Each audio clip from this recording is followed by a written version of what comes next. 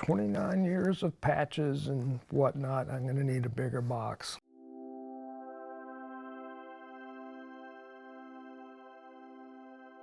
Had a near fatal massive stroke that paralyzed me, everything to the left of center line.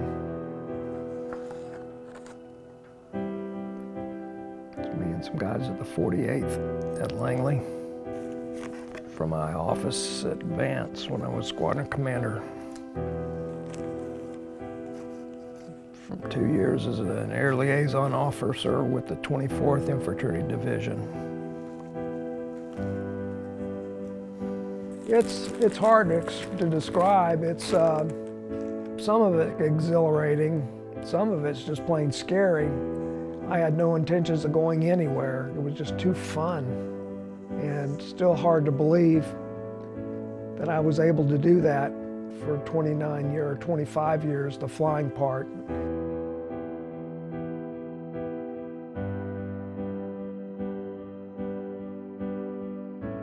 Strokes don't happen to people, they happen to families. You know, I was the one that was, in the hospital and, had the brain damage and all, but my whole family was affected. My wife, she had to step in and take care of all the things that I used to do and could no longer do because I'm stuck in this chair. Due to Shirley's stress, she had a brain bleed, which was actually more lethal than the type of stroke I had. It was touch and go for a while on whether or not she was going to survive, but thank God she did. They weren't going to release her unless something was done about everything she had on her plate. And since I was a major part of what was on her plate, and so I wound up moving into the Chamberlain Hotel, which is a senior living place, to come in and give me the help that I needed with getting dressed and all the things that required two hands. One of the byproducts of stroke is depression, and so I had to fight depression as a byproduct of the stroke, as well as Satan wanted to drag me down.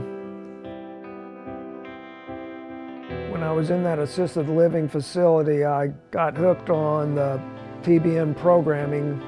I'd never watched it before, but yeah, I rushed back to my room so I could watch the series starting at 9 o'clock with Creflo Dollar, working through John Hay Today, and then Joseph Prince, and kind of focus my Bible study and learning towards grace.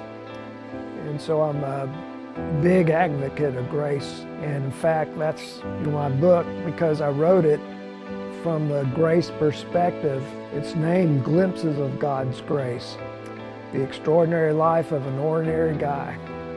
And one of the things I want folks to take away, you don't have to be the big man on campus and excel at everything to have a career that you love. It's kind of unbelievable. God can take even a 130-pound band geek and turn him into a Top Gun fighter pilot. Troubled as we are, He's made us part of His redemptive plan, so we got to get in the game.